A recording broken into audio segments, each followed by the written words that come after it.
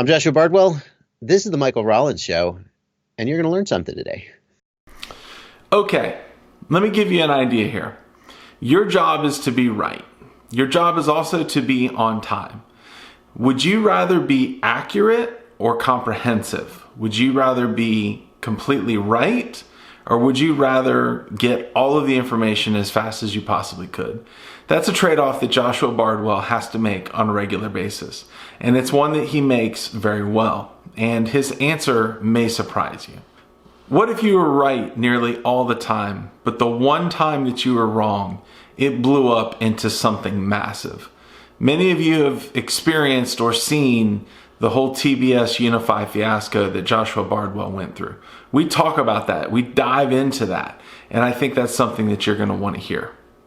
And finally, and the last question I have for you is there an ethical dilemma to having an affiliate link in the description while at the same time you are promoting something for sale, basically?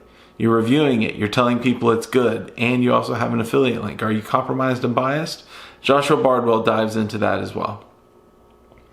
I'd like to thank all my patrons for supporting me. It has been really exciting to see Patreon take off for me. If you are not a patron, I would recommend that you give it a shot. My patrons get a podcast-only version of the interviews. It's everything combined together, and it oftentimes contains topics and things that we don't cover in the original interviews that you see on YouTube.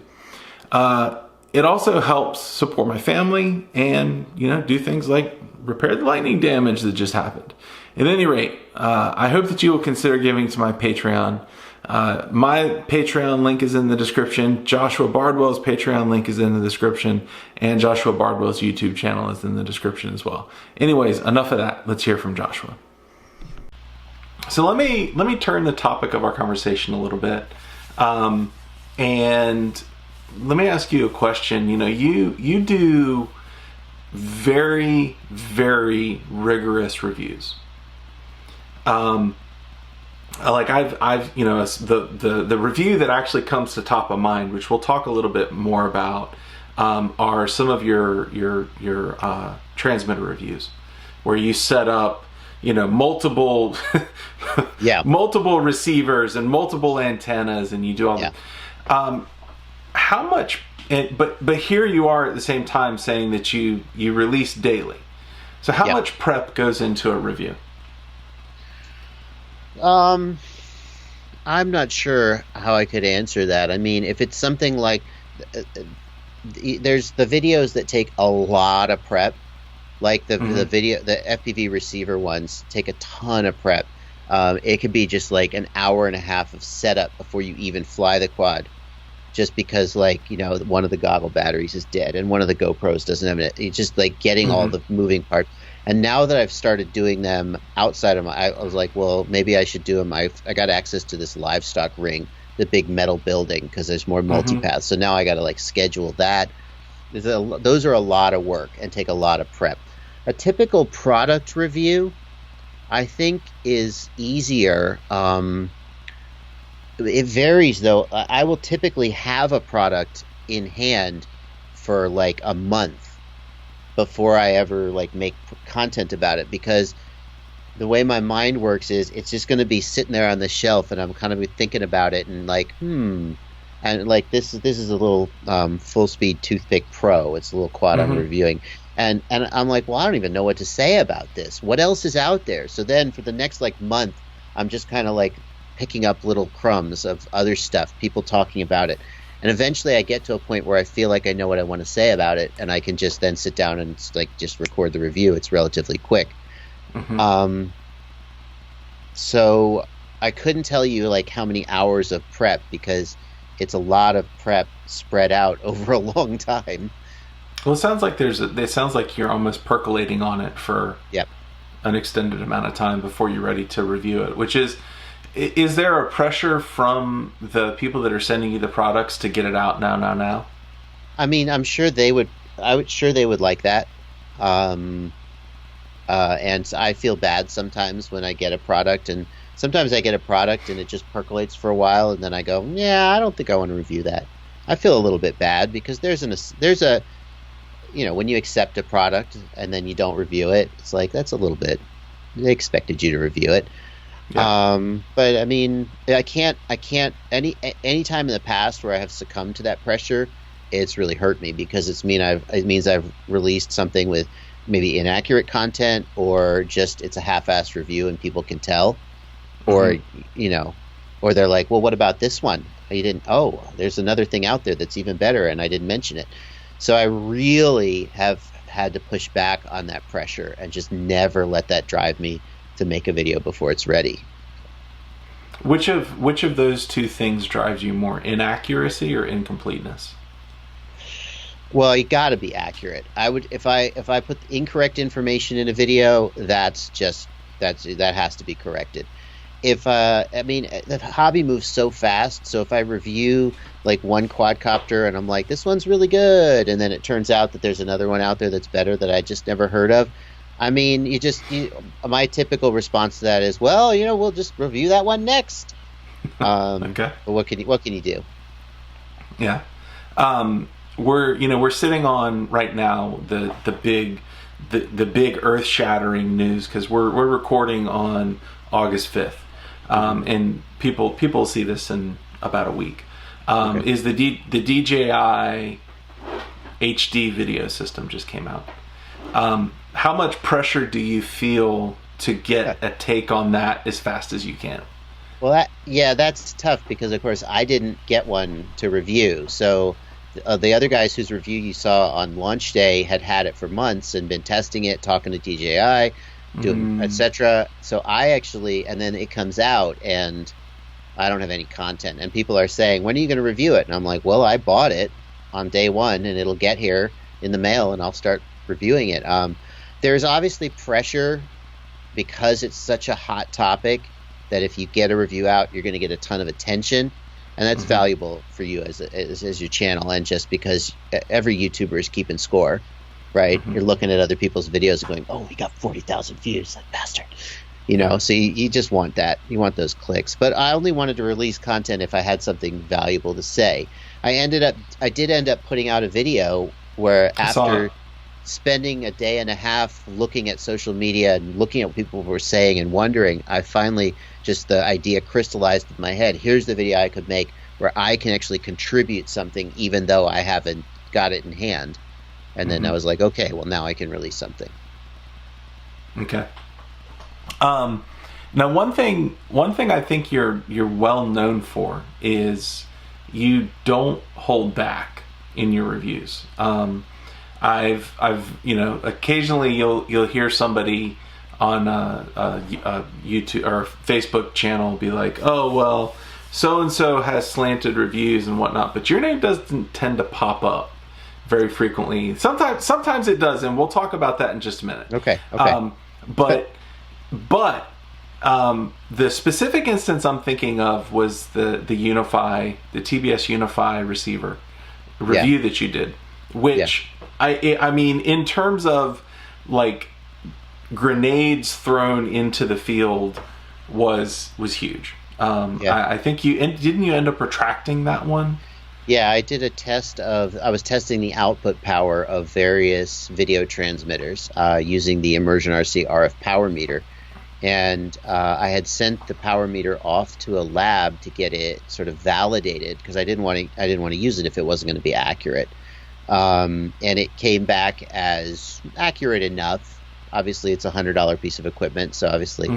And when I tested the TBS Unify, the output power levels that it measured were so low that even within sort of the margin of error we were working with was like, oh, this is super low. So, of course, I published those results. And TBS responded saying, no, this is not correct. We test them all on our $30,000 analyzer. We don't think this is correct. So I ended up sending those Unifies off to another lab. I sent all the equipment off to labs. I had it all tested, and the gist of it was that there was an adapter that I was using that was causing excess attenuation. Wow! That was the number one source of error, and meant my results were incorrect. So, of course, I retracted it, and I took the other videos down. Yeah. There's nothing you can do at that point. I mean, it would be better. The damage was already done in some sense, Right. because there are always going to be people who see the original video and don't see the retraction. But at that point, that's all you can do. And then just try not to make that mistake again. Like, I haven't done any more VTX power testing, because if I can't, my philosophy is that, like, I never want to let the fact that I don't have a $30,000 piece of equipment stop me from producing usable results. Because then what are you going to do? You're just, all the manufacturers go, yeah, no, the video transmitters, yeah, they're good. And I want to hold their feet to the fire. I want to see who's right and who's not. That's a valuable thing you can do. But so I tried to take the steps that I felt were necessary to produce accurate enough results, and that didn't turn out to be enough. From that experience, and I'm sure there's been other times where a manufacturer has come back to you and probably wanted to kick and scream in your face. Do you find that when you're releasing a review that is controversial, or not controversial is not the right word, that doesn't validate the manufacturer's claims? Do you find that there is an anxiety with releasing that, or do you just throw it out there anyways? I don't have any anxiety about it if I can stand behind it. The only time I feel anxiety is when it starts to look like I've got it wrong. One of the things that I was criticized for about the Unify review was, it wasn't really a review, it was a test, was that I didn't go back to TBS and ask them. And my philosophy is that if every time I was going to say something negative about a product, I went and checked with the manufacturer first, well, they're never going to be like, no, yeah, I know you pretty much got it right. It sucks. Right. They're never going to do that. And I know this from personal experience, and it's part of the reason why I have gotten a little bit more strict about this, because the manufacturer will happily give you the runaround for weeks. Oh, try this new firmware. Oh, what about this? And it's like, I got videos to make, friend. And people are buying your product right now with this thing that they don't know about it that I think they should know. And so at some point you go, I stand behind these results and I'm going to publish them, and I'm not going to sweat whether. But if the manufacturer then goes, oh, hey, if you'd have checked with us, we would have told you that if you just flip this switch, then the problem goes away. Then you're like, so it's a balancing act, I guess. How many times are you hard on a product and it ends up that it is a flip switch, or like? And here's a better question for you. In those circumstances, is that not really an incriminating statement against the product that they didn't do a good enough job to make it usable? I don't know about that. I mean, I feel like if I were to support that answer, it would just be a cop-out. Like, yeah, it's their fault. It's their fault I got it wrong. Every average customer also would have made this mistake, so I'm off the hook. No, I wouldn't get behind that. How many times? I can think of 2 times for sure that I've done a retraction. I think there's probably one more that I'm forgetting. But I think we're in low single digits of times when I've had to do a retraction. I can think of a couple times that I've done a little bit of a follow-up where I was like, hold on, this when I released the review of the True DX, I referred to it as a high-performance diversity module, and it actually does sync pulse reconstruction. And by calling it that, I implied that it didn't do that, and I had to release a follow-up. Well, anyway, so that's a case where I'm not sure I would call that a correction, but definitely a follow-up. Yeah. But I mean, I would say 2 out of 2,000 is a pretty good track record. I mean, ultimately it's up to people to judge whether they feel like not everybody agrees with how I review content or products and make content. There are people out there who would feel that they tell me so I know that they would feel that I get it wrong a lot and miss things and don't, and those people are just, I mean, I hope sometimes I want to say, well, just don't watch my channel, but I'm like, well, never say that. Never say that. Yeah. Like if a guy is on your channel commenting and going, "You suck. This is the worst video I ever watched." You still watch the video. Yeah, okay. You're Yeah. welcome too, my friend. But Yeah. yeah, as far as myself, I feel like there are seldom times when I felt like I've gotten it so wrong that I had to do a retraction or correction. So one of the things, and speaking, it's almost like you're saying people on the internet have opinions. One of the things that I've seen kicked around a lot in different circles, and this doesn't just pertain to our industry, it pertains to a lot of industries, is that there is an ethical dilemma between reviewing a product and then also offering an affiliate link for that product. Sure. How do you... So, number one, I guess the question is you review and offer affiliate links when you review, correct? Totally. And how do you feel like there's a dilemma, and how do you resolve it if you think there is? I mean, the conflict of interest is obvious, okay?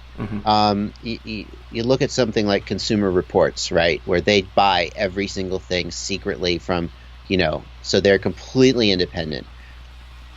If it were possible to have that business model, then that would be great. But at least for me, it isn't. There was a time when I said I'm not going to use affiliate links because I don't want there to be a conflict of interest. And then there was a time when I went, well, let's give it a try. And I have to say, I wouldn't have been able to go full time if I hadn't started using the affiliate links. Like they made enough of a difference. And I think that in the end, people will decide for themselves whether they feel like you are being honest and being accurate. One of the ways that I try and deal with that is by offering affiliate links, sort of just basically. I mean, I'm not tied to any one store, so I don't want people to feel like I'm intentionally promoting a Race Day Quads product just because it's a Race Day Quads product. So I have affiliate links with Race Day Quads, Get FPV, Amazon, Banggood. I don't care. Just whatever you want to buy, just like, so I'm not tied to any one particular product or store that I'm pushing. And that gives me a little bit more flexibility to be a little bit more, like, I don't care if you buy this one product. Just care enough to click the links and buy whatever you were going to buy anyway. Doesn't really matter. It is a dilemma. And I understand why people feel more skeptical when there are affiliate links. At the end of the day, it's too valuable an income source to ignore. And here's the other thing I said, people are worried about external influence. The thing is that you actually can't know, you, the viewer, can't know whether a reviewer is being honest or not, because okay, so there's no affiliate link. You don't know. Did the reviewer get a $5,000 payment from the manufacturer that they're just not telling you about? That would be illegal in the United States, but you don't know. Right. The only thing you can ever do is look at the content that the person creates and decide for yourself whether you feel like they're being honest or whether you feel like they're misleading you. And that's true if there's no affiliate link and they're just lying and they're like, oh, what a great product that they got paid for. And that's true if there is an affiliate link and they're like, hey guys, just see what you think. That doesn't change. So that's the way I like to present it. How often do you get pushback from people about having affiliate links? Well, I think that those people probably don't push back so much as they do just go somewhere else. So I don't think I hear a lot of pushback. Occasionally somebody will make a comment, like a snide comment. You can't do anything about that. It's just going to happen. Yeah. And the only thing you can do about that is just keep making good content. Just keep your own ethical standards high. And then hopefully enough people will agree that you're doing it right that they stick around. As you can see for Joshua, accuracy is king. Always being accurate is more important than being comprehensive or even being timely. He's been wrong 2, maybe 3 out of 2,000 times. And that is a pretty amazing track record. In our next episode, we talk about what it's like to be public, what it's like to have a public persona.